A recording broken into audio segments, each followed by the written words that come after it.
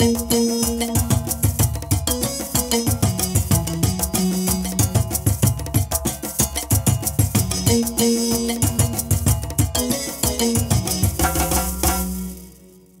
de vous avoir avec nous de nouveau dans cette nouvelle édition de Gatingo. Après l'ambassadeur belge, c'est au tour du diplomate allemand de s'ingérer dans les affaires intérieures du Burkina Faso.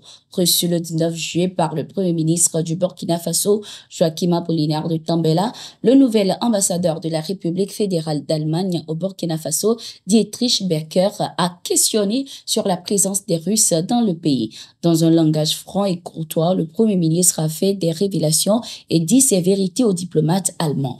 À notre arrivée au pouvoir, nous avons demandé d'avoir des armes auprès de nos partenaires traditionnels, mais ceux-ci ont refusé de nous accompagner. L'Allemagne a refusé de nous soutenir au niveau de la formation militaire. La France a fait un blocus sur l'achat de nos armes. Seuls les Russes, les Chinois, les Turcs ont accepté de nous aider. C'est dans les difficultés qu'on reconnaît ses vrais amis. Quand on achète des armes avec la Russie, on a nécessairement besoin des instructeurs russes pour nous apprendre à les utiliser, d'où la raison de leur présence. Il n'y a pas que les Russes, il y a aussi les Chinois, les Turcs, etc. Ils travaillent dans des domaines spécifiques. Nous prenons dans chaque partenaire ce que nous voyons de bon, a-t-il indiqué. Les questions du diplomate allemand sur la présence russe au Burkina Faso a fait réagir des analystes sur le continent. Suivons Nathalie Yamb.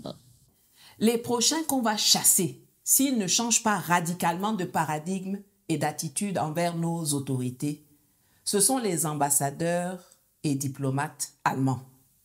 Je vous dis ça parce que j'ai vu le comportement du nouvel ambassadeur d'Allemagne, je crois qu'il s'appelle Dietrich Becker, lors de l'audience que lui a accordé le PM burkinabé, le docteur Apollinaire Kielem de Tambela, avant-hier.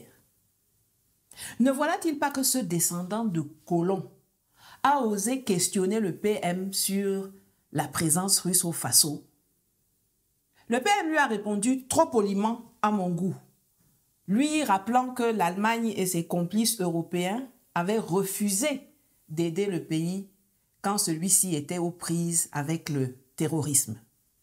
Mais à quel moment ce descendant de nazis, dont le pays s'est rendu coupable de génocide sur la terre africaine, se permet-il de venir interroger nos autorités sur leurs choix stratégiques?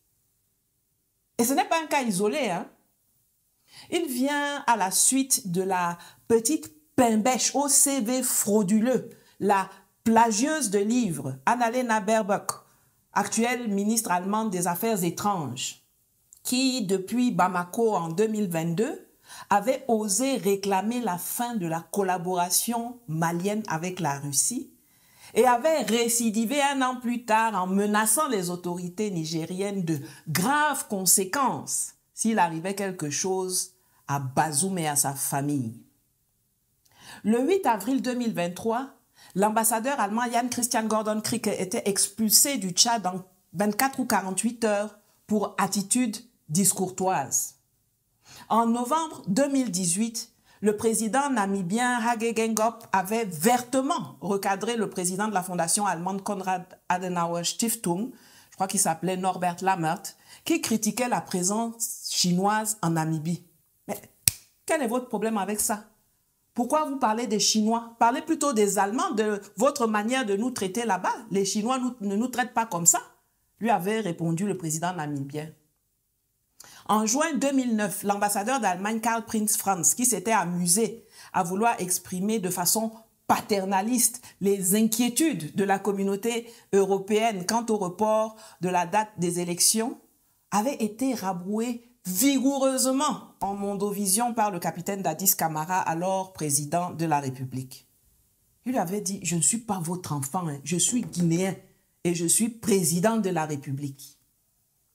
Il est temps qu'on fasse savoir à la diplomatie allemande que leur comportement de suprémaciste arien, là, leur syndrome de Deutschland über alles in der Welt, ce n'est pas en Afrique qu'ils vont venir le pratiquer. Le 31 août au plus tard, c'est l'armée allemande qui quitte le Niger.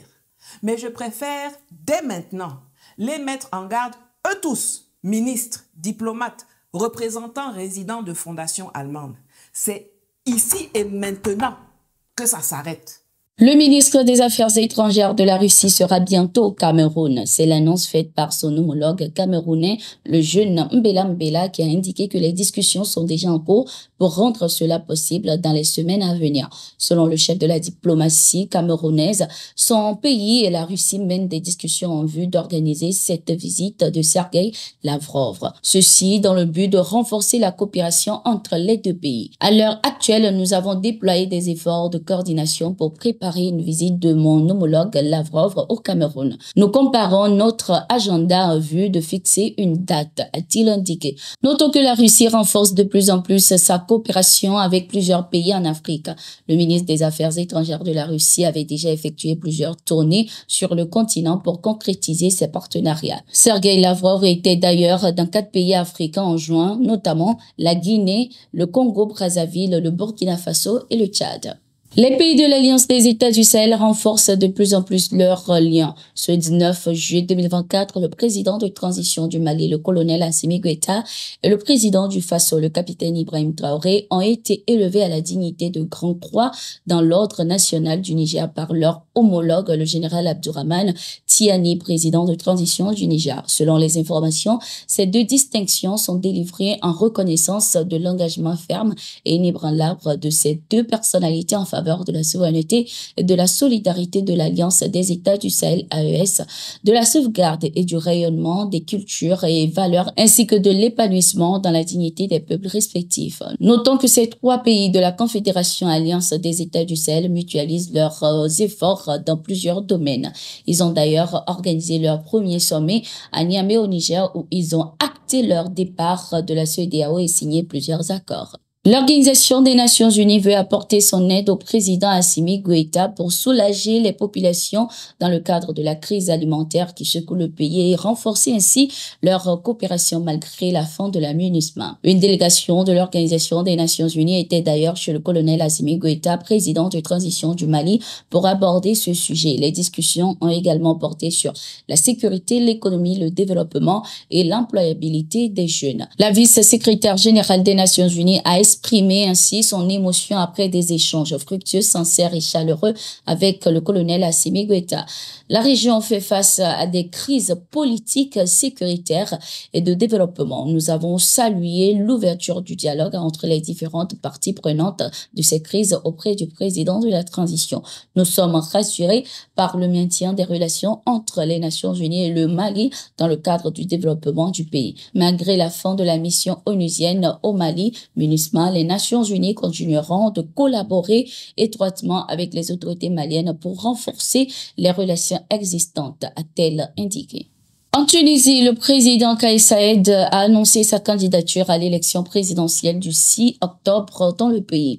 L'information est donnée ce 19 juillet sur la page Facebook de la présidence tunisienne. Selon lui, sa candidature est une réponse à un appel du peuple. Notons que Kais Saied est accusé d'accaparer tous les pouvoirs depuis son coup de force de juillet 2021 lorsqu'il avait, après plusieurs mois de blocage politique, limogé le Premier ministre et gelé le Parlement avant de le dissoudre. Il a également marqué la communauté internationale à travers ses accusations à l'endroit des migrants d'Afrique subsaharienne. Il les accuse notamment de vouloir modifier la composition démographique de la Tunisie, dont la culture est principalement arabo-musulmane. C'est la fin de cette édition. Merci d'être resté avec nous. Nous sommes en continu sur nos différentes plateformes.